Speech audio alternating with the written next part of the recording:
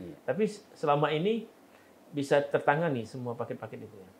Baik, terima kasih Bang Yus. Ini hal yang menarik yang saya sebut memang seni dalam pengadaan barang dan jasa. Saya menganggap bekerja ini adalah bagian dari keluarga. Artinya, artinya bahwa waktu kita sebenarnya lebih banyak berada di kantor. Koordinasi itu adalah kewajiban, di mana tentunya kami memerlukan masukan, petunjuk, arahan. Ya. Paling terkesan paling berat yang Pak Suim merasakan selama ini apa? Bahkan mungkin pernah berada di titik nol atau mau mundur itu.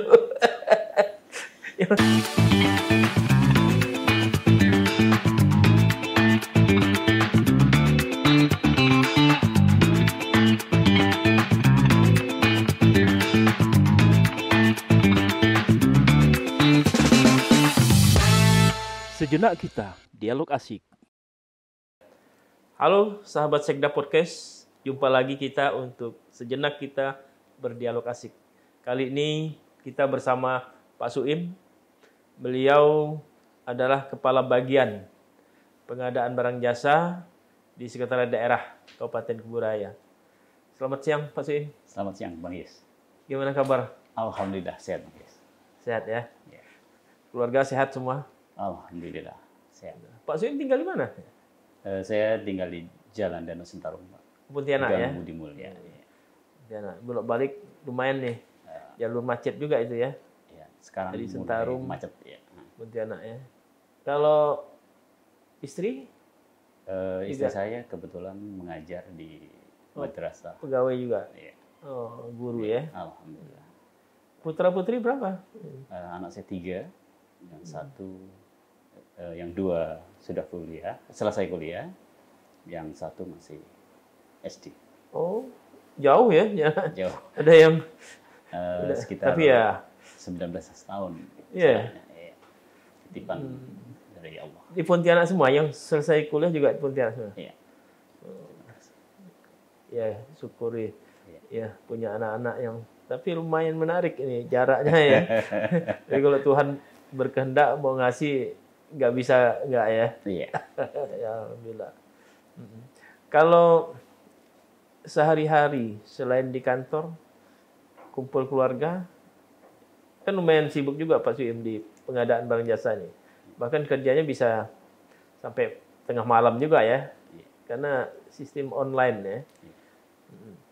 Kapan kumpul keluarga biasanya? Kalau kita pasti pulang kantor itu pastilah kita ngobrol-ngobrol. Oh, Kemudian sempat ya? Saya upayakan itu ada waktu luang, itu saya selalu ngajak nongkrong sama istri saya. Ya. Iya. Sambil ngopi, sambil ngobrol, serta anak-anak. Gitu. Jadi keakraban keluarga itu tetap terjaga gitu ya? Ya, itu salah satu nilai dan support yang sangat luar biasa terhadap saya, sehingga dalam pelaksanaan tugas itu tentunya keluarga nomor 1. Ya, jadi penyemangat juga. Iya, jadi betul. kantor jadi niat untuk bekerja, ya dapat rezeki untuk keluarga juga gitu ya. Alhamdulillah. Nah, kalau di pengadaan barang jasa udah berapa lama? Alhamdulillah saya dari tahun 2019, tepatnya di bulan November tahun 2019 sampai sekarang. Udah 4 tahun lebih ya. Dipercayakan oleh Pak Bupati. Sebagai ASN tentu saya siap menjalankan tanggung jawab dan tugas saya. Ya. Sebelum itu saya sudah mutasi itu kalau nggak salah 9 kali, Pak. 9 kali di Kuburaya aja? Iya, di Kuburaya. Jadi, sebelum di Kuburaya? Saya sebelumnya pernah mengajar. Guru ya? Ya. Kemudian saya mutasi di struktural, di staf unit pelaksana teknis Dinas Pendidikan Kecamatan Kubu. Kemudian terbentuklah Kuburaya. Dan alhamdulillah saya bisa mutasi sehingga saya tidak harus pulang pergi lewat darat. Kalau dulu di Kubu kan lewat darat, cukup melelahkan. Iya, apalagi sebelum Kuburaya terbentuk, jalan infrastruktur masih lemah. Kan percepatan pembangunan infrastruktur kan setelah Kuburaya otonomi menjadi daerah sendiri bisa percepatan untuk membangun infrastruktur ya. Iya, itu sangat sangat betul. Jadi waktu itu bolak-balik itu setiap hari. Iya, setiap hari. Nggak nginap di sana? Saya tidak nginap di sana, tapi saya langsung pulang hari karena jalan waktu itu sudah cukup lah bagi saya, karena walaupun itu rusak ya, tapi tidak seperti sekarang ini yang sangat luar biasa, bisa dikatakan 100% itu drastis. Ya, kalau sekarang kan sangat-sangat udah, menanjak ya walaupun gitu ya. ada sedikit-sedikit ya kalau banjir apa, tapi mulus lah gitu ya. Iya. Kalau dulu dapat kebayang itu. Ya. Berapa jam itu perjalanan kalau dari Normal rumah ke ngajar ke sana itu? kalau dari rumah itu biasa setengah 6. Setengah Karena 6. kita lama antrinya itu di penyeberangan Rasojaya ya? sama Pinang Dalam. Iya, iya. Kemudian kita berjalan lagi, pada saat itu kan aspal yang lama itu di Pinang Dalam sampai ke Teluk Malike, itu nyebrang lagi Pak. Iya, iya. Sehingga kita nyebrang Teluk Malike ke Jangkang 1 Jangkang. yang sekarang sudah ada pelabuhan feri. Iya. Nah, itu. Barulah sampai ke Kecamatan Kubu. Itu Lumayan. dilalui setiap hari itu ya? Iya. setiap hari. Luar biasa ya. Memang Kuburaya kan luas dan infrastrukturnya masih terus, apalagi sebelum Kuburaya terbentuk ya. Iya. Tapi sekarang terus terbangun lah, bertahap gitu ya. Iya. Dengan luasan. Berapa lama di sana waktu? Saya di Kecamatan Kubu itu kurang lebih 4 tahun. 4 tahun juga ya. Iya. Luar biasa perjuangan ASN untuk melayani masyarakat ke pelosok-pelosok itu ya. Tapi itulah perjalanan yang memang harus dilalui oleh ASN ya. Siap. Ya. Nah, terus dari situ terbentuk Kuburaya, lalu masuk ke dinas. Saya ketika Kuburaya terbentuk, kemudian saya mengajukan permohonan untuk mutasi, itu di koordinator 2, Pak. Pada saat itu Pak Husin Sawik yang memimpin di koordinator 2. Waktu awal Kuburaya terbentuk ya. Iya. Iya.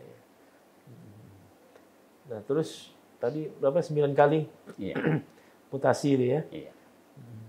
Terakhir di sini Sekretariat. Ya. di sekretariat di bagian pengadaan barang jasa. Baik. Iya. Ini pengadaan barang jasa ini kan cukup strategis nih. Iya. Mengawal proses pengadaan barang jasa di Kuburaya. Kalau per tahun rata-rata anggaran yang dikelola, difasilitasi oleh pengadaan barang jasa itu berapa besar itu? Kita kalau detail angkanya itu mungkin saya lupa, tetapi itu hampir 70% dari total itu yang kita lakukan pengadaan barang dan jasanya. Jadi sekitar 7 atau 800-an. 700 sampai 800 miliar ya. Iya. Itu proses pengadaan barang jasa. Iya. Ya, memang Kuburaya cukup progresif untuk proses pembangunan ya. Iya. Dan itu yang terbesar memang infrastruktur masih ya. Saya lihat catatan itu infrastruktur bisa sampai 40-an% dari APBD itu Iya. untuk infrastruktur.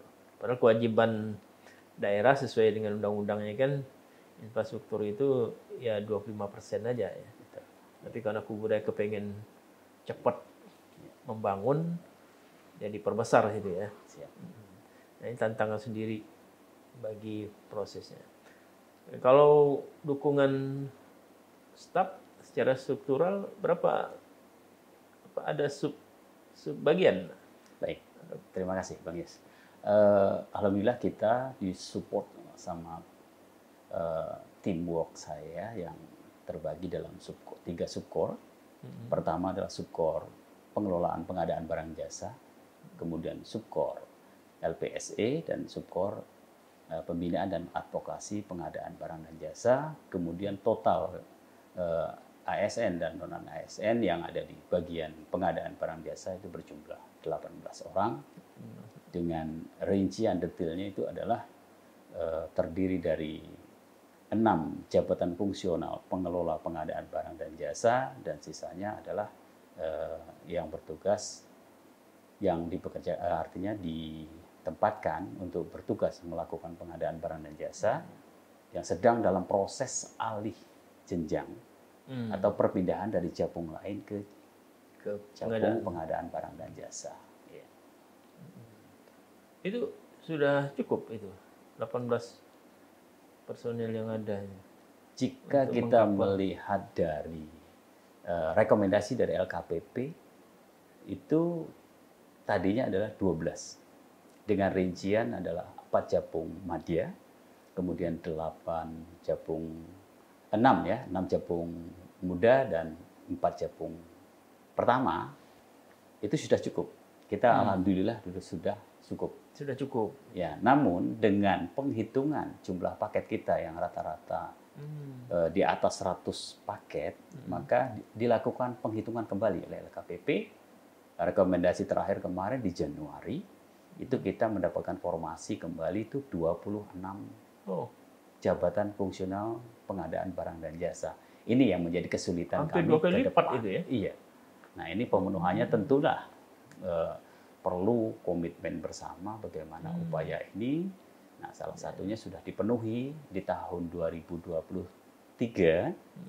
Kita mendapatkan formasi 2 P3K. Alhamdulillah, ya mudah-mudahan nanti setelah SK-nya diterima atau keluar, langsung bisa difungsikan sebagai pejabat pengadaan. Ya.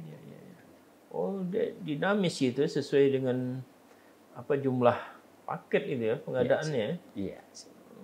Bukan berarti kalau sudah dinilai cukup, udah selamanya itu cukup, enggak ya? Dinamis ya. Wah, itu perlu seni tersendiri itu karena untuk mencukupi kebutuhan standar itu di era sekarang ini agak-agak berat karena penerimaan CPNS baru ya. Ini kebijakannya kan tidak growth lagi. Ini kan zero growth malah ya. Siap. Jadi tidak ada penambahan ini ya. Jadi beban tersendiri itu ya. Untuk yang 20 saat ini ada semuanya ada 15 sekarang ya. 15 orang dengan beban kerja seperti itu ya. Tapi selama ini bisa tertangani semua paket-paket itu ya. Baik, terima kasih Bang Yus. Ini hal yang menarik yang saya sebut memang seni dalam pengadaan barang dan jasa, di mana dengan keterbatasan ini yang tadinya dengan perhitungan ABK kita yang sudah cukup dari 12, kemudian karena jumlah paket kita banyak, rata-rata ada di atas 200, sehingga perhitungan LKPP menetapkan bahwa kita sesuai dengan perhitungan dan rekomendasi LKPP itu 26. Ini tantangan tersendiri. Namun ini tidak harus kemudian kita jadikan suatu penghalang. Ya, dan tidak mungkin menunggu cukup dulu baru bekerja ya. Untuk itu setiap pelaksanaan pengadaan barang dan jasa di sekretariat daerah itu kita memberikan satu cara adalah 2 mengampu 1 atau 3 mengampu 2. Sehingga Japung yang tadinya ada 6 itu kemudian kita bagi dalam pelaksanaan pendelegasian paketnya itu adalah 55, maka 3 adalah jabatan fungsional pengelola pengadaan barang jasa, dan 2-nya adalah kita variasikan jabatan lain yang ditempatkan atau ditugaskan sebagai kelompok pemilihan barang jasa. Dengan cara ini saya menyebutnya adalah bagaimana transfer knowledge-nya ini dapat. Jadi sebelum yang 2 ini menjadi Japung, mereka sudah melakukan pekerjaan dan itu adalah salah satu nilai yang nantinya menjadi salah satu persyaratan apakah dia sudah pernah melakukan pelelangan, konstruksi, ataupun konsultansi perancangan. Itu bisa ditarik dari dinas lain maksudnya ya. Atau tetap berada di dinas lain, tim itu tadi, pembagian tim tadi. Baik, izin.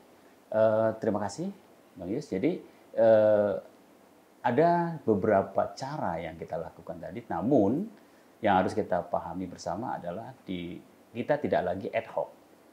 Oh. Nah, ini yang perlu kita persiapkan lebih detail, lebih matang ke depannya, bahwa nanti seluruh pengadaan barang dan jasa itu berada di bagian pengadaan barang dan jasa. Ya, memang fungsinya. Sehingga fungsi perangkat daerah itu adalah melaksanakan tugas fungsi dan tanggung jawabnya. Tidak lagi berpikir masalah pengadaannya, prosesnya. Namun sembari menunggu itu tentu kita ada persiapan, dan ke depan ya kita memerlukan beberapa hal yang memang terobosan-terobosan baru. Salah satunya tadi yang Bang Yus sebut tadi adalah bagaimana kita sudah merekrut, itu kalau nggak salah itu di tahun 2021 kita sudah mengedarkan surat bagi ASN ya, atau yang lainnya ya, termasuk P3K. Nah, tapi kita cenderung kepada ASN yang memiliki sertifikat keahlian pengadaan barang jasa tingkat pertama atau dasar atau level 1 yang sudah memiliki pengalaman, itu kita persilakan untuk mengikuti uji kompetensi alih jenjang. Nah, kemudian yang lulus, nah ini baru mereka bisa ditempatkan. Alhamdulillah. Di bagian. Iya, alhamdulillah di tahun ini ditarik, dimutasi gitu ya. Iya, itu. Makanya ini yang perlu bersinergi. Banyak yang minat itu. Nah, ini pertanyaannya ini menarik nih. Soalnya kan semua dinas ini juga kekurangan personil ini sekarang. Kalau bicarakan minat, saya rasa ini sebetulnya sangat menarik ya. Karena di sini gula kita udah bagus, ya, Bang Yus. Jadi gula di bagian pengadaan barang jasa ini gulanya udah bagus. Ini bukan gula dalam artian material ya, materi ya, tapi mungkin sistem kerja tugasnya ya. Iya. Lebih tepatnya adalah sistem kerjanya, dan kedua adalah apresiasi dari kepala daerah atau semangat untuk menertibkan itu tadi ya. Iya, sehingga yang saya maksudkan juga mungkin ini bisa masuk ke materi, Pak, Bang Yus. Karena apa? TPP kita udah cukup besar. Oh iya. Ini cerita kesejahteraan juga ya. Iya, kesejahteraan ini makanya saya berterima kasih sekali kepada Pak Bupati yang telah memberikan penghargaan ini. Karena ini 3 tahun, Bang Yus, kita berusaha untuk dapat mengalihkan ini dari honor paket menjadi tunjangan tambahan pegawai. Oh, sebelumnya kesejahteraannya, insentifnya dalam bentuk honor paket ya. Iya. Tapi sekarang dalam bentuk TPP gitu ya. Iya, itu adalah salah satu yang difasilitasi oleh Kopsugah KPK RI, di mana memang tidak boleh lagi jabatan fungsional itu menerima honor ya, tetapi dalam bentuk tunjangan khusus. Dan kita bersyukur sekali Kubu Raya kita dapat memperoleh itu dengan perjuangan yang kurang lebih 3 tahun, dan alhamdulillah di tahun 2023 sudah terrealisasi, di mana kabupaten, mungkin kota juga belum maksimal, ya, lebih besar kita Pak, dibandingkan itu, sehingga kita cukup berbangga, dan kebetulan kemarin juga Sintang juga belajar dengan kita Pak. Kemudian Bengkayang, Landa, nah itu mereka bagaimana formulanya gitu kan. Nah, jadi kuncinya di situ deh ya. Iya, sehingga kalau kita bicarakan tadi, kembali kepada Bang Yus tanyakan tadi, banyakkah yang berminat ASN? Nah, ASN tentunya ketika bicara pengadaan barang dan jasa, kalau bisa mereka akan langsung balik arah. Karena terhadap bagaimana antara resiko yang harus dihadapi, tanggung jawab yang harus dilakukan, itu tentunya di saat ini tentu perlu bagaimana saya, makanya di dalam hal ini selalu memberikan, kalau saya lebih tepat mengatakan dalam rapat itu, saya ingin menggugurkan tanggung jawab tugas saya untuk mengingatkan agar kita bekerja itu selalu berpedoman kepada peraturan dan perundang-undangan yang berlaku dalam pengadaan barang dan jasa. Ya, harusnya semangat itu bagi semua ASN dalam tata kelola pemerintahan seperti itu ya. Ya, semangat bagaimana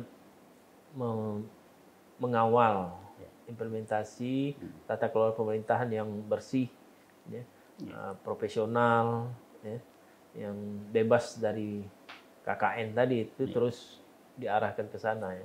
salah satu tadi strateginya ya dikawal kesejahteraannya Iya. memang dalam batas-batas yang wajar gitu ya. Iya, siap. Sehingga menjadi penyemangat. Oh itu tadi maknanya Iya. gulanya tadi ya. Iya. Jadi banyak yang minat ya. Nah, sekarang sudah banyak yang minat, cuman mereka tidak terpenuhi. Ini makanya tadi sistem kita. Itu memang kebijakan Pak Bupati ya. Ya, siap. Daerah lain belum itu ya. Daerah lain selama ini yang belajar ke kami itu memang belum. Itu perlu perjuangan Luar khusus. biasa juga.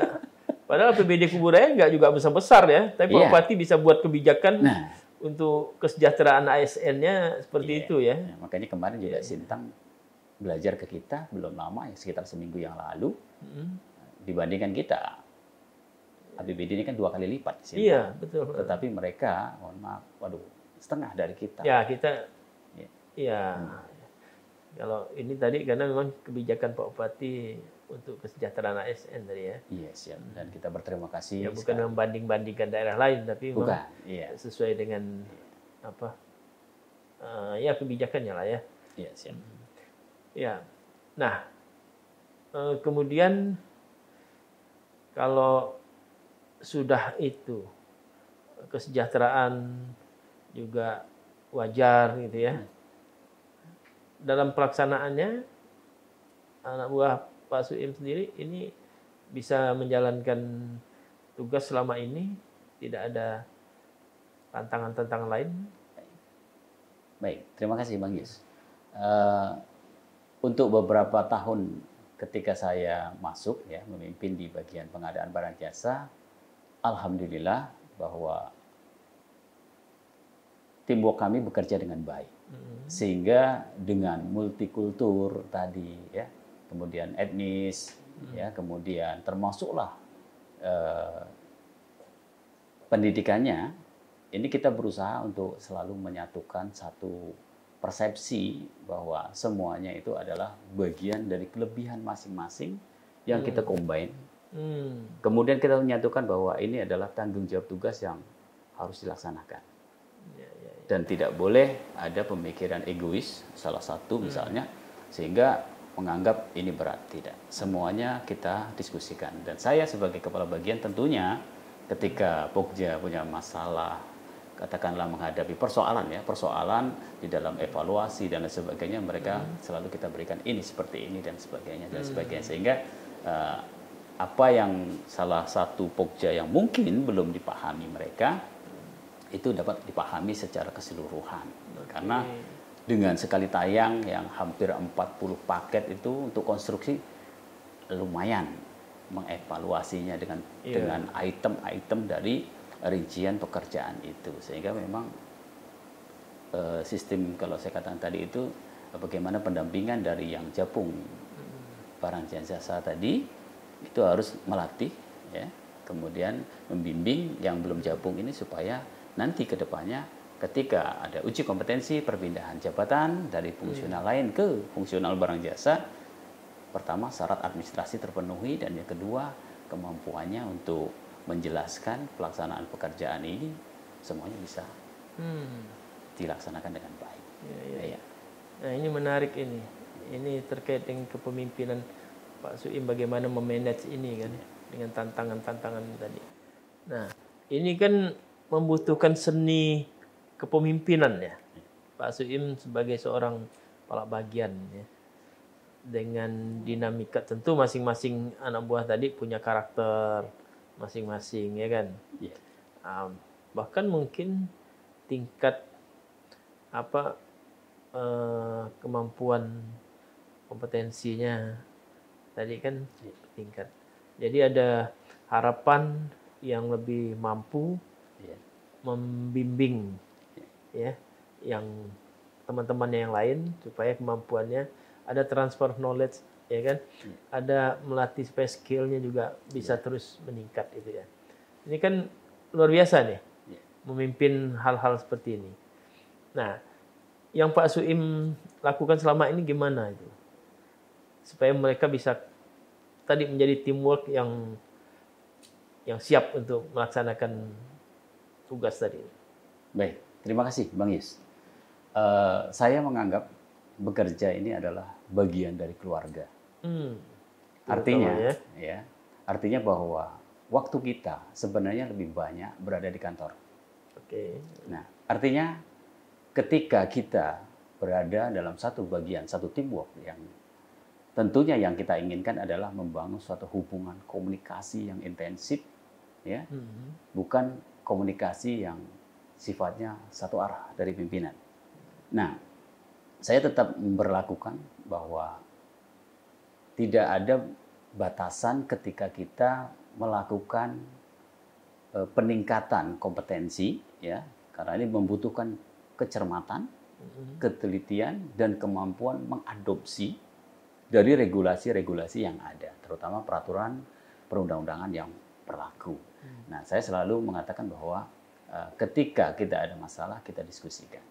Artinya setiap saat ada waktu, ya, ada beberapa yang mungkin masih belum pas, itu kemudian kita ngobrol, ya, sehingga kita lihat bagaimana regulasinya, sehingga dengan demikian komunikasi itu terbangun dengan baik satu sama lain. Nah, ini yang diharapkan adalah bagaimana nanti kita meningkatkan kompetensi kita, ya, kemampuan kita, ya, kemudian bagaimana kemampuan beradaptasi dengan peraturan yang ada. Peraturan ini kebijakan sering berubah gitu. Ya, itu yang saya maksudkan. Jadi ketika peraturan inilah yang kita memang saya yakin ya kalau di generasi milenial, ya, tentu mereka tidak asing dengan teknologi. Maka disitulah butuh kita memberikan satu kepercayaan bagaimana masing-masing melakukan peningkatan tadi. Peningkatan dalam sisi kemampuan pemahaman terhadap peraturan perundang-undangan, suka tidak suka dia harus terus update. Yeah. Nah, maka ada waktu di mana mereka harus belajar, kemudian praktek, belajar, praktek, sehingga semuanya akan dapat menjadikan setiap anggota Pokja Pemilihan ini memiliki skill yang memang betul-betul mumpuni. Oke. Nah, di internal seperti itu, ya, kan masuknya juga kemampuannya berbeda-beda kan, masuknya, udah pasti itu ya. Nah, Pak Suim menggiring tadi, selama ini ada pro kontra, penolakan, atau pengalaman yang paling berat yang Pak Suim rasakan dalam menggerakkan tadi? Baik, terima kasih Bang Yus. Ketika kita bicara antara pro dan kontra, itu bagian dari proses. Nah, ketika ada hal-hal yang pro dan kontra tadi, tentunya kita perlu duduk bareng. Kita ngobrol. Nah, kenapa sih? Nah, kita cari jalan keluarnya yang terbaik. Terbuka mereka. Iya, karena harus. Saya banyak dengar juga, ya. Ini kan suatu jabatan yang strategis ini. Kelompok kerja ini, ya. Sangat strategis, dan peluang untuk bermain untuk, ya, mohon maaf katakanlah ber-KKN ini terbuka. Makanya menjadi area yang fokus untuk pencegahan KPK di bagian Pak Suim ini kan. Kan intens KPK berikan bukan mendampingi, ya. KPK menyorot gitu, ya. Bagian pengadaan ini, ya. Nah, apa mereka terbuka itu? Apa latar belakang kenapa mereka bisa pro kontra itu? Dikhawatirkan itu tadi itu karena ada konflik interest itu. Baik. Enggak, gimana? Terima kasih Bang Yes. Untuk satu hal yang kita sebut dengan pro kontra tadi, ya, itu mengerucutnya adalah bagaimana akhirnya kita itu memahami dengan memaduserasikan berdasarkan regulasi. Nah, ketika kita bicarakan pro dan kontra itu bukan kemudian saya tidak setuju, tetapi itu lebih pada proses. Untuk teknis pelaksanaan gitu, ya. Iya, karena dengan tadi dengan setiap Pokja itu kan ada yang baru. Mm-mm. Nah, makanya disitulah perlu ada bagaimana kita, kalau saya menyebutnya itu bagaimana adik membimbing abang. Oke. Abang membimbing adik kebalik.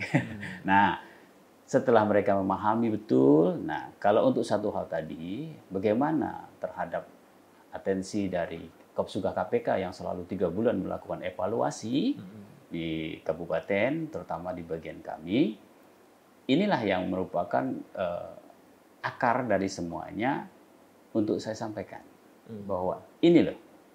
Nah, setiap Pokja memiliki tanggung jawab, ya, yang nanti berdampak bukan hanya pada saat ini, tetapi ini akan berdampak mungkin bisa jadi 10 tahun yang akan datang.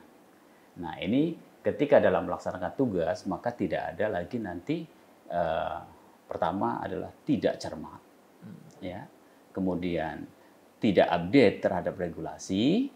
Nah, sehingga ini yang harus selalu saya sampaikan bahwa tanggung jawab tugas itu akan berlanjut, ya, selama 10 tahun kurang lebih. Kenapa? Karena kesalahan yang kita lakukan pada saat melakukan evaluasi di mana kurang cermatnya, ya, kemudian itu bisa berakibat fatal. Nah, terakhir, ketika mereka finalisasi hasil evaluasi, selalu saya tanyakan, apakah yang Anda putuskan ini dapat Anda pertanggungjawabkan? Nah, secara pribadi, ya, secara hukum, ya, sehingga ini bukan hanya sampai ke hukum. Ini nanti juga larinya kepada bagaimana akhlak akhirat nanti. Apakah Anda lakukan ini sudah benar? Nah, ketika sudah benar, maka silakan itu ditetapkan berdasarkan hasil evaluasi, tentunya dengan dukungan barang bukti tadi. Barang buktinya adalah apa yang diupload. Nah, itu yang diupload oleh penyedia ketika itu benar-benar telah memenuhi persyaratan, insya Allah kita tidak akan berdampak seperti apa yang disebutkan oleh Bang Yus tadi. Maka di situ kita ramu, ya, kita pastikan bahwa tidak ada kepentingan pribadi, tidak ada, sehingga mereka dapat menyatukan persepsi. Oh, ini begini, oh ini seperti ini, bagaimana kolaborasikan, kita lihat, kita tinjau kembali, kita lihat lagi, dan seterusnya, sampai akhirnya betul-betul kita dapatkan penyedia yang memang memenuhi secara administrasi, teknis, dan biaya. Iya, itu memang harus terkawal itu ya. Iya. Karena untuk melaksanakan program-program pembangunan tadi, supaya hasilnya juga sesuai dengan perencanaan, ya, berkualitas gitu ya. Dari pengadaannya sendiri ini memang harus terkawal adalah pihak yang memang berkompeten gitu ya. Dan ini yang mengawal ini adalah bagiannya Pak Suim tadi. Jadi kalau memang tadi punya konflik interest, ya, atau dalam tim kerja tidak solid, memang rawan itu ya, rawan. Oke, nah dari sekian banyak anggota Pak Suim tadi, ya, kemudian kalau selama ini prestasi-prestasinya dalam menyelesaikan tugas tadi gimana? Baik, terima kasih Bang Yus. Kan banyak pihak yang menilai nih. Ada instrumen-instrumen penilaian itu? Ya, baik, terima kasih Pak Yus. Instrumen itu ada, ya, yang memang sudah kita siapkan. Pertama adalah bagaimana instrumen pertama adalah bagaimana komitmen kita terhadap jadwal yang kita susun. Oke. Nah, jadwal itu berpengaruh, namun di dalam regulasi juga ada ketika jadwal pelaksanaan tender yang sudah kita susun tadi mengalami atau butuh atau perlu perpanjangan waktu, ya, maka Pokja dapat melakukan itu. Itu diatur dalam undang-undang. Nah, di situ kan ada tuh beberapa kali perubahan. Nah, maka dari situlah jadwal kita itu dalam menentukan jadwal itu, Pokja memang betul-betul dan itu ditaati secara disiplin oleh semua ya. Iya. Namun itu juga kemudian tidak bisa mulus begitu saja, Bang Yus. Karena apa? Ada beberapa berkas yang memang seperti konsultan itu kan begitu dia masukkan itu dokumennya itu, waduh luar biasa itu. Oh, jadi butuh perpanjangan waktu. Butuh perpanjangan waktu. Itu kesepakatan tim atau keputusan Pak Suim menetapkan itu? Baik, kalau untuk perpanjangan waktu itu adalah ranah dari kelompok pemilihan barang dan jasa. Jadi kesepakatan mereka gitu ya. Karena mereka yang dapat mengukur, ini butuh waktu nggak nih untuk memeriksa dokumen-dokumen yang segini banyaknya nih. Nah, kalau mereka memperhitungkan, makanya kalau di dalam situ kan tentu mereka sudah, Pokja sudah memperhitungkan, ini butuh waktu berapa lama nih untuk mengevaluasi. Nah, ternyata ada butuh 1 hari lagi, ya maka diperpanjang berdasarkan kesepakatan dari mereka, dan itu memang diatur di dalam peraturan presiden ya, yang menyatakan bahwa dapat dilakukan perpanjangan apabila dibutuhkan untuk melakukan evaluasi. Dan selama ini berjalan lancar. Iya. Ada instrumen lain mungkin? Ya. Atau pihak luar yang memberi penilaian? Kalau tadi ada KPK, ya. ada instrumen lain? Baik, kalau untuk KPK itu instrumennya adalah bagaimana tindakan untuk pencegahan korupsi. Di situ sudah diatur beberapa indikator, dan alhamdulillah Kabupaten Kuburaya kita sudah 80,3 kalau nggak salah ya. Apa itu? Nilai dari MCP Kopsuga. Nah, khusus di bagian pengadaan barang dan jasa itu sudah 87%. 87. Iya, ada beberapa yang belum kita penuhi itu karena ada keterlambatan. Nah, itu kita persiapkan sehingga nantinya nilai Kabupaten Kuburaya yang tadinya sempat turun 8 poin kalau nggak salah itu dapat kita dongkrak kembali. Tentu itu juga bersinergi dengan perangkat daerah yang lain. Ya.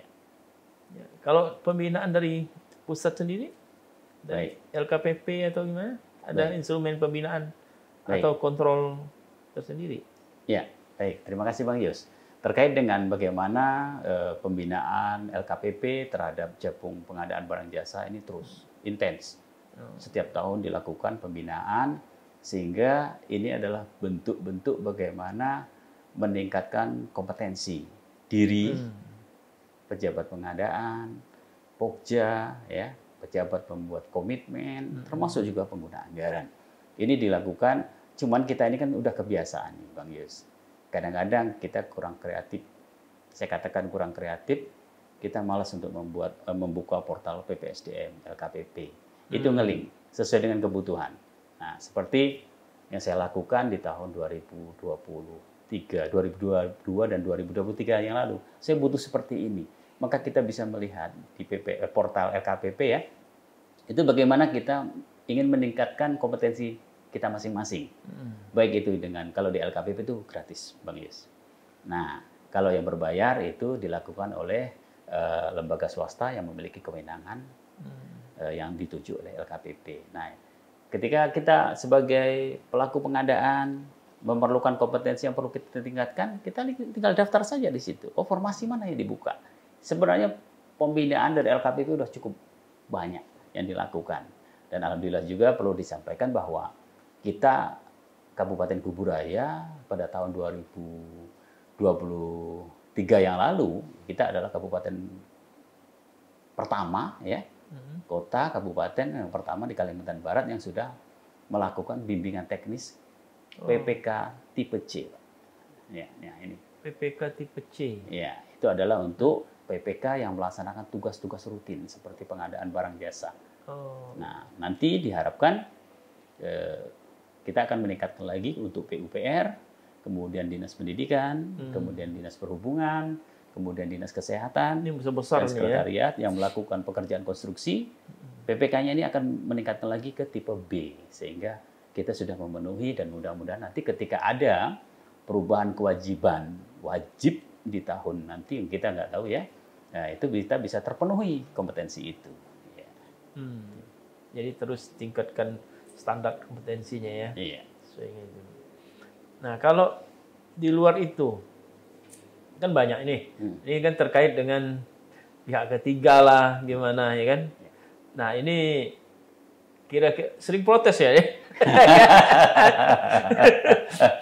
Kan pasti orang maunya berhasil dipilih gitu kan. Nah tentu kawan-kawan kalau saya dengar tadi proses seperti itu ya tentu profesional gitu ya. Profesional apalagi di Korsubgah KPK segala macam, ada instrumen-instrumen penilaian.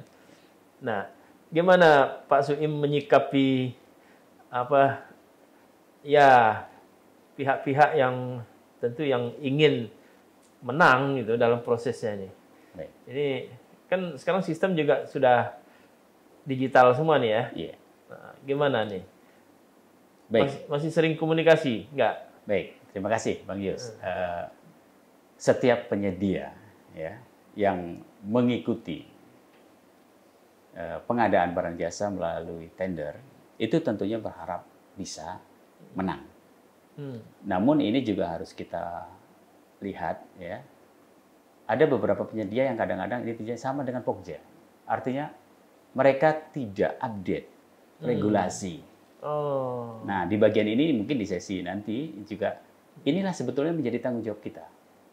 Ya, di mana kita melakukan nih ya. pembinaan kepada penyedia yang saat ini mungkin kita belum bisa lakukan. Ya, karena keterbatasan dari anggaran. Kenapa nggak kerjasama aja dengan kan penyedia itu kan ada asosiasi-asosiasinya, kayak apa Kadin lah, apa asosiasi Jaskon gitu ya. Ya, kita nanti akan. Kenapa tidak diwajibkan aja itu asosiasi itu membina anggotanya? Baik, nanti itu mungkin kita sinergikan karena itu bukan bagian tugas dari kita. Iya. Tapi menjawab pernyataan. Nah, ini mungkin informasi terkait dengan hambatan seperti ini. Mungkin asosiasi nggak tahu nih. Jadi dari bagian pengadaan kan bisa ini. Gimana itu? Nah, nanti kita akan upayakan koordinasi Bang Yus kepada Jaskon, kemudian dan asosiasi yang lainnya. Namun bagaimana itu tadi yang saya sampaikan, ketika ada penyedia yang katakanlah mohon maaf tidak terima terhadap hasil evaluasi yang dilakukan oleh Pokja, maka di awal tadi saya sudah sampaikan bagaimana Pokja ini telah melakukan bekerja dengan baik, bekerja dengan teliti, tidak ada satu item pun yang dipersyaratkan tertinggal. Nah, maka disitulah tadi itu bagaimana evaluasi hasil akhir yang saya tanyakan, apakah ini sudah kamu lakukan dengan baik dan benar sesuai data, kemudian apakah ini bisa Anda pertanggungjawabkan secara pribadi, ya, secara kedinasan. Nah, terakhir ada bertanggung jawab kepada Allah Subhanahu Wa Taala.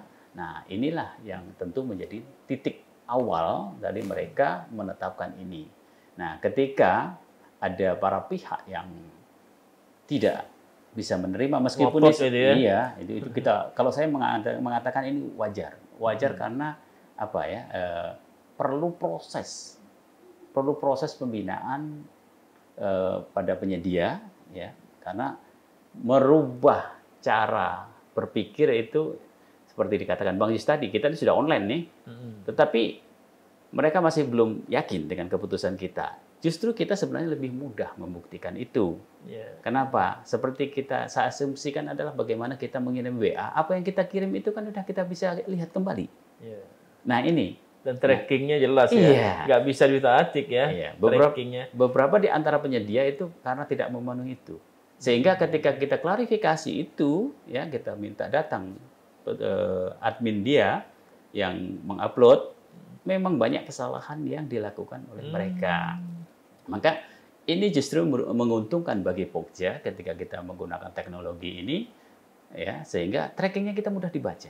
Aplikasi ini, sistem ini dibangun sendiri oleh bagian pengadaan atau berlaku secara nasional? Baik, Bang Yus. Terima kasih, Bang Yus.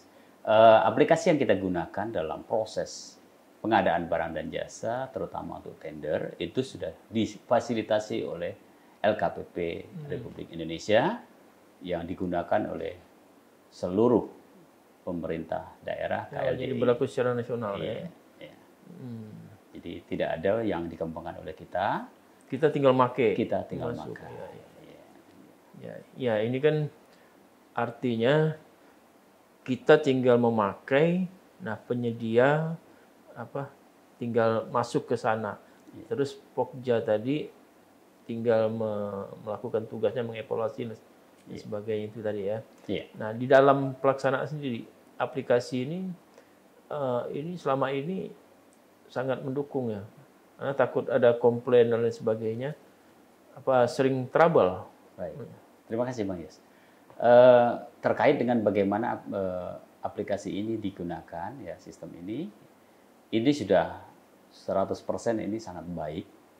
Di mana ketika ada maintenance itu LKPP selalu memberikan informasi bahwa pada jam atau hari itu ada maintenance, sehingga pada saat itu jika dilakukan maintenance maka kita tidak bisa membersihkan. Tetapi untuk trouble itu sangat jarang sekali. Sangat jarang. Nah, mungkin trouble-nya bisa disebabkan karena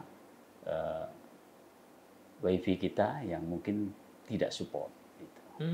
Ya, karena kita juga bergantung kepada WiFi. Gitu. Ya. Nah, untuk support IT di kita sendiri gimana selama ini? Sering trouble gitu? Kita kebetulan tidak menggunakan dari Kominfo, Pak, ya, Bang, karena apa? Kita kurang support, sehingga kita menggunakan IndiHome. Ini karena ya mungkin karena jaringan Kominfo ini kan melayani semua desa, semua sampai ke desa-desa kan. Iya, sehingga, jadi ini perlu jaringan khusus yang connect-nya tadi secara nasional tadi. Oke. Betul. Sehingga itu dapat mendukung kerja kita. Makanya kunci kita adalah bagaimana bandwidth kita ini betul-betul terpenuhi sehingga pekerjaan dapat dilakukan dengan baik tanpa ada gangguan. Kemudian yang kedua juga yang berpengaruh terhadap itu adalah listrik. Ketika ada pemadaman otomatis ada jeda. Kalau di tempat kita ini sering ya. Iya. Jangankan mungkin di Pontianak juga masih sering biarpet itu ya. Iya. Tapi semakin ke sini kayaknya sudah semakin baik lah ya. Iya. Ada cadangan? Alhamdulillah di sekretariat Kalau di kantor bupati kan ada genset sendiri ya. Iya, ini kita hanya bergantung kepada genset yang memang disiapkan oleh pemerintah daerah. Kalau di bagian kita tidak memiliki cadangan itu. Nah, ini yang kadang-kadang kita khawatirkan sehingga kembali kepada jadwal yang telah disusun oleh Pokja tadi. Ini ketika dimati ada jeda. Ini yang nunggu. Ini dapat saya bayangkan, bukan hanya cerita jadwal itu, Pak Suim. Iya. Ini cerita komplain dari penyedia juga. Iya, itu betul itu. Iya, betul itu Bang Yus. pasti langsung diserang gitu ya. Iya. Kemudian ya. Iya, karena penyedia kan mungkin pada saatnya mengupload pada saat ini kan down itu kan apa enggak dikirain curang ini ya. Ya, itu kita maklumi ya.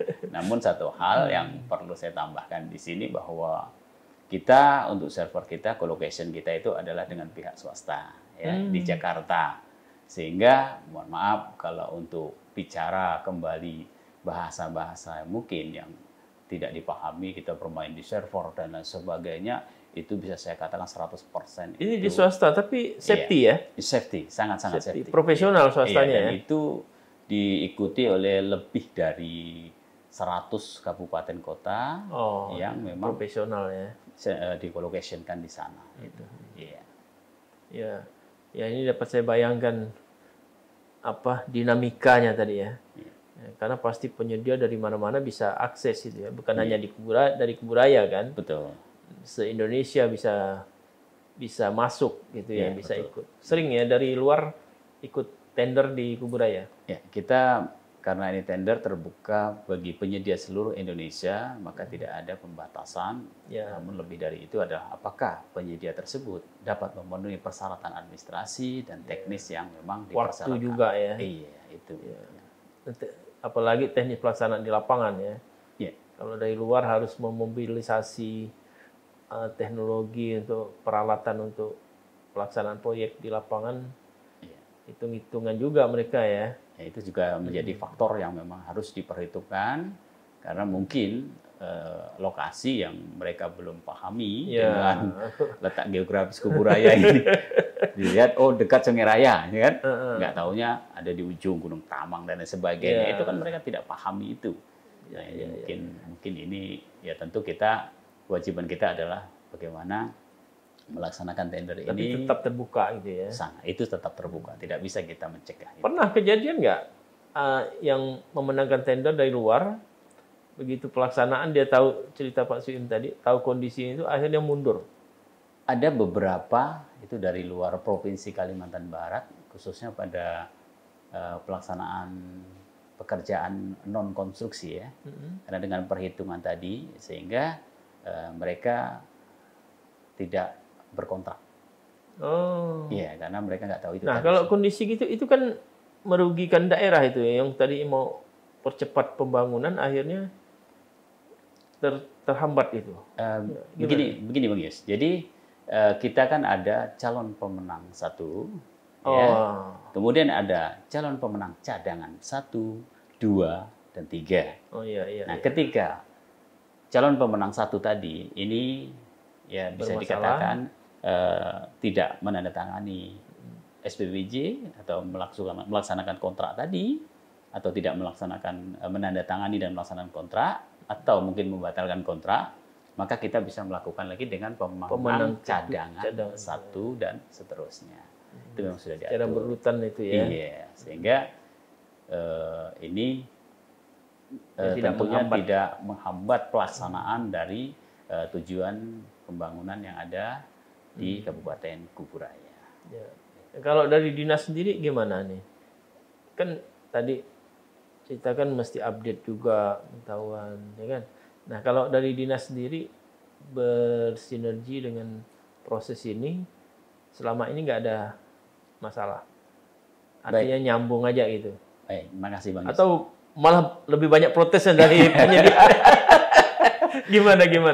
Jadi kewajiban kami, ya, tugas dan tanggung jawab yang menjadi kewajiban kami adalah melakukan pembinaan kepada pelaku pengadaan. Ya. Nah, ini kita lakukan setiap tahun.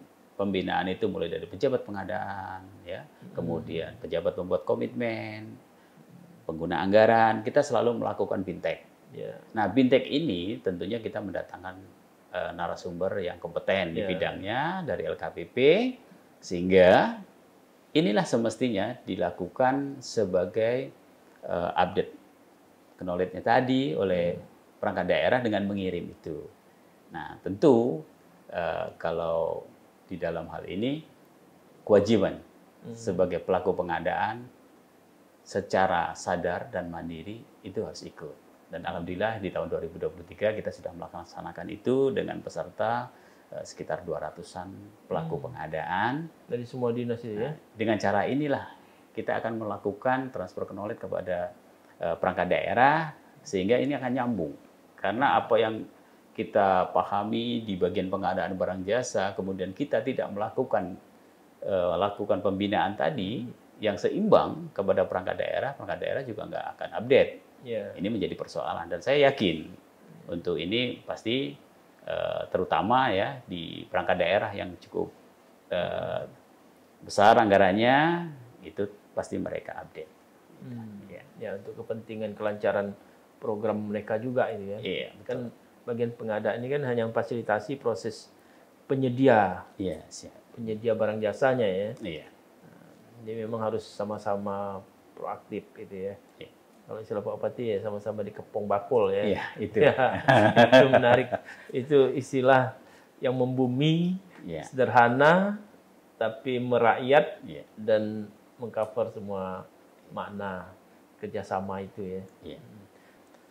Selama ini target-target realisasi pengadaan barang jasa tadi ya, terhadap paket-paket yang ada, ini bisa tercapai atau ada atensi khusus terkait dengan program-program strategis.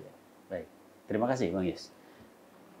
Terkait dengan bagaimana kita mengawal paket-paket strategis sebagaimana diamanahkan dalam Korpsugah KPK, itu merupakan salah satu subindikator di mana ada 10 paket strategis setiap kabupaten, khususnya di Kabupaten Kuburaya yang memerlukan atensi khusus dari kami. Nah, 10 paket strategis inilah yang harus kami kawal sehingga pelaksananya itu benar-benar dapat selesai tepat waktu dengan kualitas dan dampak yang sangat luas di masyarakat.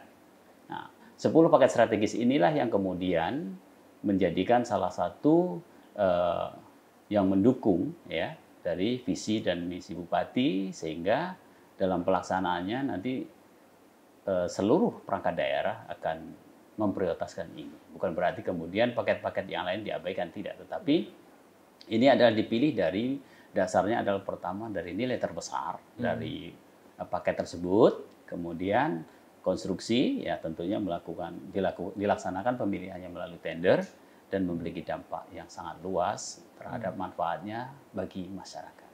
Nah, itu jadi 10 besar program strategis itu ya. Iya. Iya, iya. Kemudian realisasi di lapangan. Iya. Ya, selesai administrasi segala macam, penetapan itu terhadap paket-paket strategis selama ini apa ada yang batal atau apa? Baik, terima kasih. Untuk pelaksanaan paket ini ada di tahun 2022 itu ketika ada COVID ya kemarin itu ada beberapa yang memang terjadi rasionalisasi. Oh, iya. Sehingga paket yang sudah tenderkan bahkan ada yang sudah berjalan itu harus dihentikan. No. Ya. Ya, memang suasana COVID waktu itu. Iya, karena keterbatasan dari atau kebijakan ya itu saya yang. Tapi pihak ketiganya nggak komplain, bisa memaklumi atau gimana? Baik. Secara teknis pelaksanaan pembatalan tadi tentunya itu berada di kewenangan pengguna anggaran. Iya. Sehingga bagian pengadaan barang jasa itu tidak kemudian melakukan intervensi itu. Oh, ya. Tentunya saya yakin dan percaya perangkat daerah juga sudah memiliki dasar-dasar yang kuat terhadap regulasi yang telah ditetapkan oleh pimpinan. Ya, itu domainnya bagian pengadaan udah sampai dengan penyedia pemilihan ya, penetapan pemilihan itu ya. Oke. Nah, terkait dengan penyedia-penyedia tadi dalam prosesnya ya Pak Suim ya, sebelum diserahkan ke perangkat daerah itu selama ini mulus saja atau ada hal-hal yang di luar kontrol Pak Suim? Baik. Pelaksanaan penetapan penyedia yang dilakukan oleh Pokja itu tentu sudah melalui proses yang sangat-sangat ya profesional lah profesional ya. Sehingga ini dapat ditetapkan. Namun pada saat ini kemudian beralih pada kewenangan ya, kewenangan pejabat pembuat komitmen di perangkat daerah itu ada yang mengalami beberapa perubahan. Antara lain adalah gagal penerbitan surat penunjukan penyedia barang dan jasa karena beberapa hal. Nah, ini adalah ranah dari PPK. Jadi, ketika contohnya hal-hal apa itu? Contoh misalnya. Contoh yang paling sering terjadi adalah pada personel. Personel yang diusulkan pada saat mengikuti pelelangan di SPSE adalah namanya si A. Kemudian pada saat dihadirkan PCM oleh pejabat pembuat komitmen, ini tidak hadir. Nah, klarifikasi ini berada di ranah dari pejabat pembuat komitmen perangkat daerah. Nah, sudah ketika dilakukan klarifikasi atau penggantian, maka itu dilakukan di proses itu. Tetapi ketika memang ini kita tidak bisa menghindari apa yang disebut tadi, itu personil tadi. Sehingga mana yang di-upload yang hadir berbeda. Karena disitulah klarifikasi teknis dan identitas tadi. Memang dalam proses pengadaan tadi, pengadaan penyedia tadi, Pokja tidak klarifikasi, verifikasi ke lapangan. Baik, Bang Yos. Jadi kewajiban kami ya itu adalah mengklarifikasinya adalah di dalam tataran administrasi. Ya, jadi bukan kita melakukan klarifikasi yang bersangkutan itu benar-benar akan bisa hadir atau tidak. Tetapi kita bisa menggunakan beberapa cara teknologi, misalnya dengan menghubungi, ya, kemudian bisa mendatangi. Tetapi ada kendala ketika ini berada dari luar Kalimantan Barat. Ya. Ini menjadi tantangan. Jangan pula kosnya lebih tinggi daripada itu bisa dipastikan. Itu sudah bisa dipastikan. Sehingga personel-personel yang berada di Jawa yang digunakan di sini, yang akan digunakan di sini oleh penyedia itu, kemudian kita klarifikasi, oh ya betul, apakah Bapak benar ada izin disampaikan digunakan dan lain sebagainya. Ketika menyatakan iya, Kami rekam, kami dokumentasikan sebagai bukti. Nah, tetapi ketika ini sudah kita tetapkan, maka kewenangan pejabat pembuat komitmen lah yang kemudian melakukan pembatalan atau perubahan terhadap personil tersebut. Itu sudah di luar ranah bagian pengadaan barang dan jasa. Nah, kemudian di lingkungan sekretariat daerah sendiri, Pak Suim ini kan sebagai bagian dari 11 bagian yang ada di sekretariat daerah ya. Nah, hubungan dengan yang lain, termasuk tim kerja tadi, kan ini mestinya ada keterkaitan. Minimal dengan atasan Pak Suim ya, asisten gitu ya. Ini gimana Pak Suim sebagai seorang pemimpin di middle ini ya, administrator, ini memainkan seni ini nih, lingkungan di sekretariat daerah sendiri. Ya, ini yang sangat menarik, Bang Yus. Berada di posisi bagian pengadaan barang dan jasa, tentunya kita ada atasan langsung. Nah, kewajiban kita adalah tentu koordinasi. Jadi kita tidak melepaskan, bukan berarti kami di bagian pengadaan barang jasa ini tidak koordinasi. Koordinasi itu adalah kewajiban, di mana tentunya kami memerlukan masukan, petunjuk, arahan, ya kemudian dari atasan juga sering pembinaan.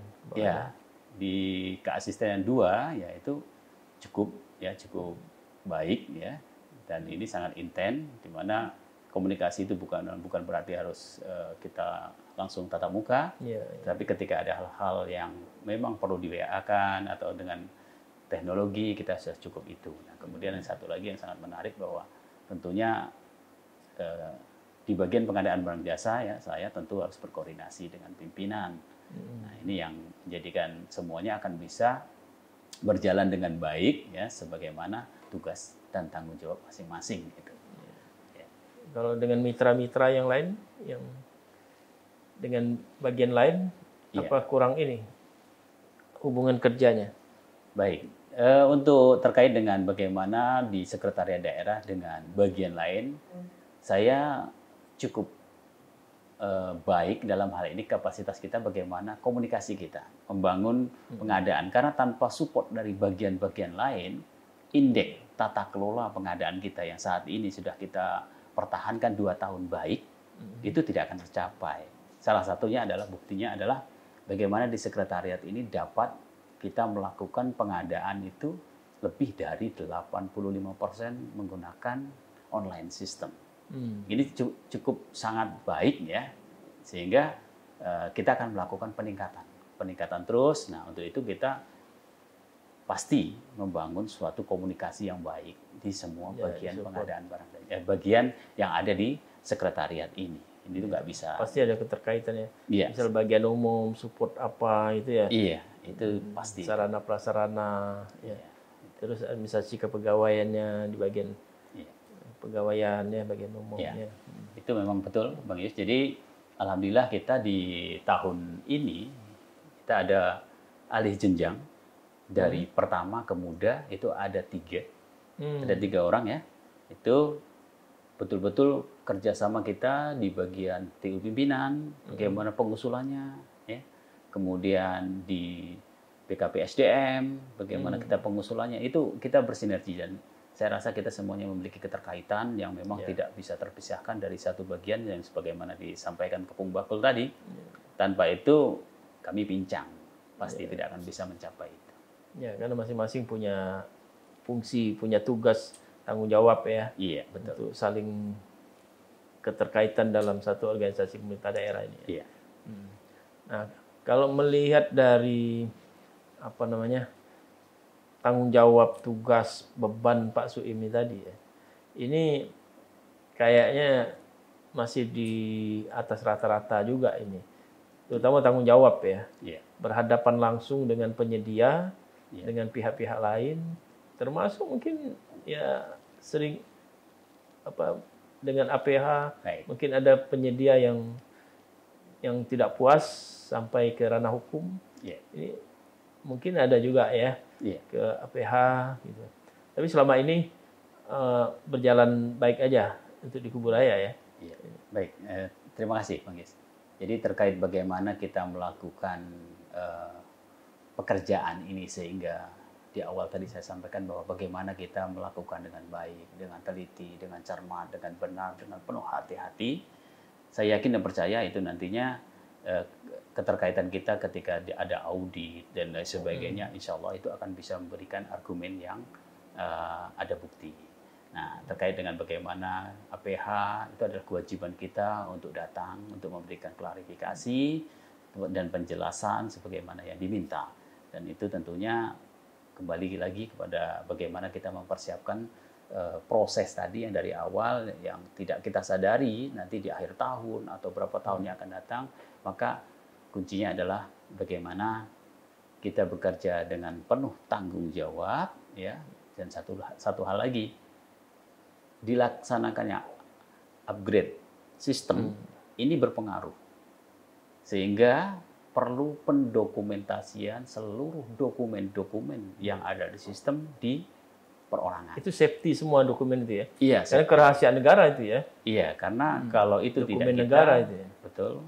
Sehingga di tahun ini ya, untuk pelaksanaan pengadaan barang jasa di tahun 2019 sudah nggak bisa lagi kita download. Nah, untuk itu saya selalu sampaikan masing-masing harus memiliki backup dokumen yang itu sangat-sangat safety, yang tidak boleh ketinggalan, tidak boleh nyecer ya, sehingga ketika ada permintaan data baik itu dari APH ya atau dari inspektorat, ya, pihak-pihak yang memerlukan lah ya. Ya, itu dapat kita penuhi. Memang yang bertanggung jawab. Oh, jadi sistemnya dikunci paling lambat itu 2019 ya? Iya. Ya. Di atas itu nggak bisa ya? Di atas itu kita agak kesulitan. Kita harus mengajukan dulu tiket. E-tiket di LKPP baru dibukakan. Sehingga ini yang harus kita mulai. Dari awal memang silakan masing-masing membuat arsip. Dokumentasi sendiri berupa hard copy atau soft copy atau file soft copy ya? Oh, jadi itu yang kita harus siapkan itu semua. Jadi ada file-file kopinya ya. Oke. Ya, kalau saya perhatikan tadi penjelasan dari Pak Suim ya, betapa beban kerja, bayangkan itu 200 lebih paket itu ya, dalam waktu singkat, karena kan ngejar target waktu nih, dengan jumlah tim yang belum memenuhi standar LKPP juga tadi ya jumlahnya, kemudian yang lebih barangkali agak buat tegang, stres itu menghadapi tanggung jawab baik penyedia maupun pihak-pihak lain ya. Ini luar biasa juga beban mental sebagai seorang pemimpin di bagian pengadaan ini harus Pak Suim asah terus. Yeah. Nah, yang paling terkesan paling berat yang Pak Suim merasakan selama ini apa? Bahkan mungkin pernah berada di titik nol atau mau mundur itu. yang terberat itu pasti ada dong.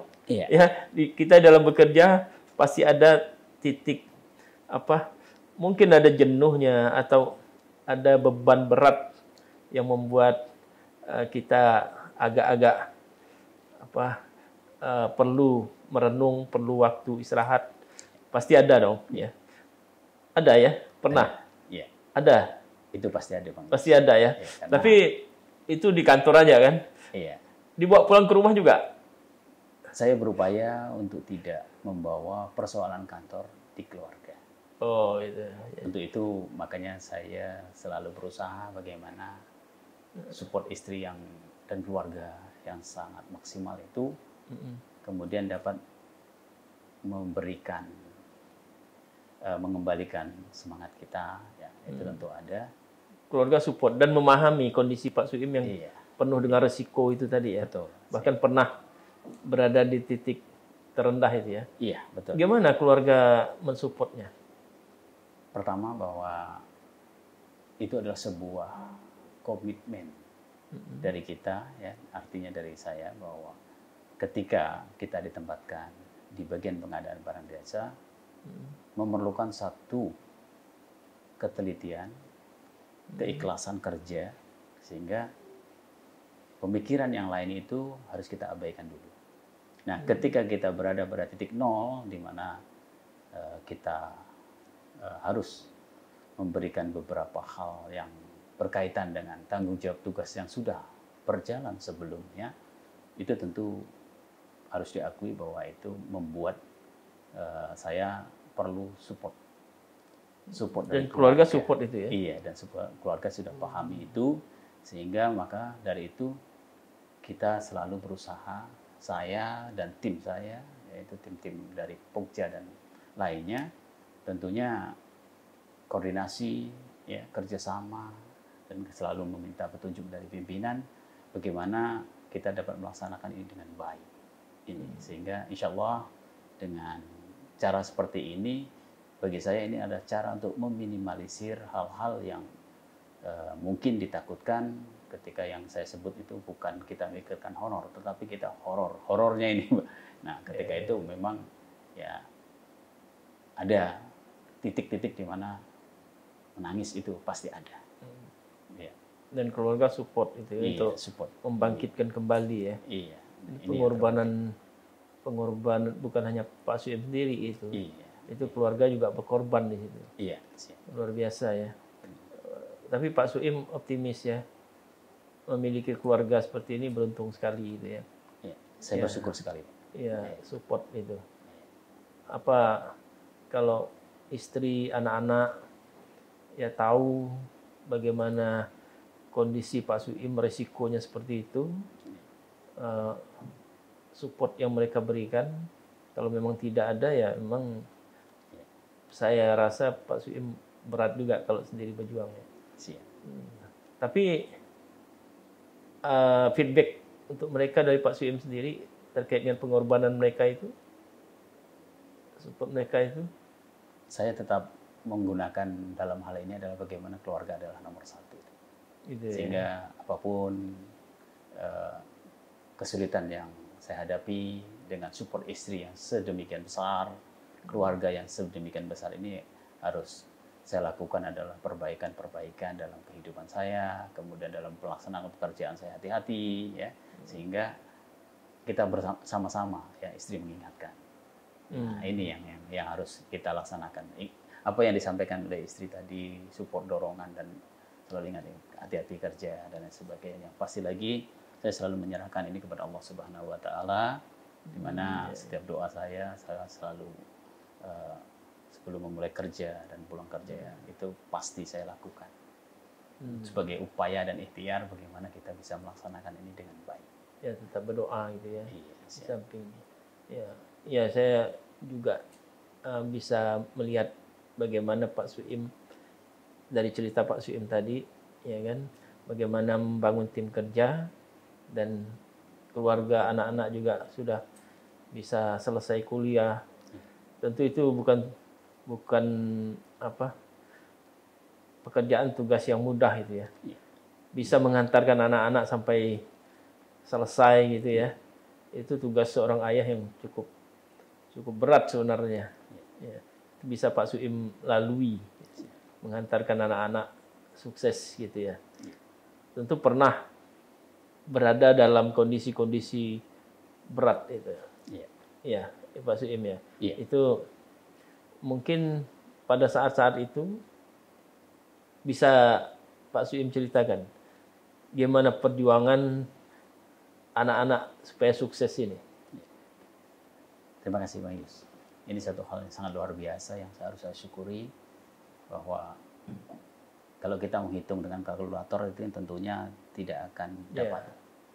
Namun dengan kebesaran Allah Subhanahu Wa Taala, dengan perjuangan, ya, dengan segala upaya support keluarga, akhirnya saya yakin dan percaya bahwa proses itu memang harus kita lalui.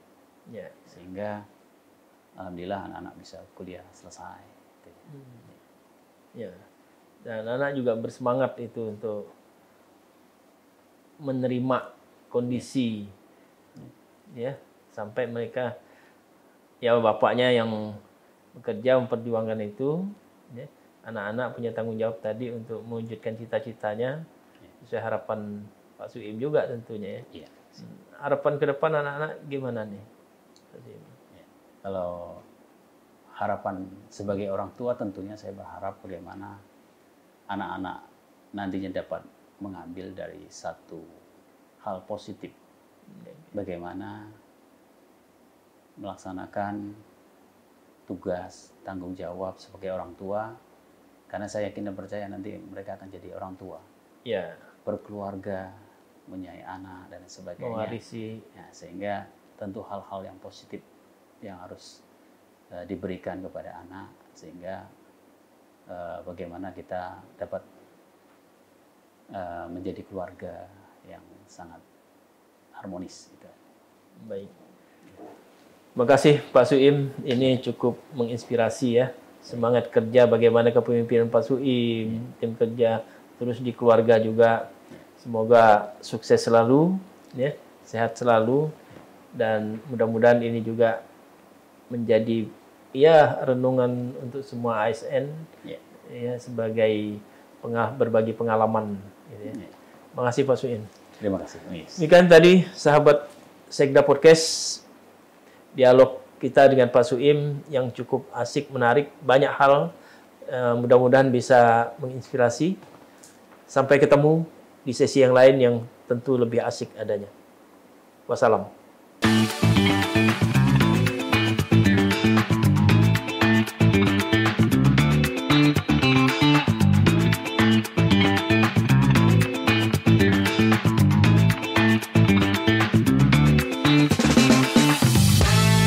Sejenak kita dialog asik.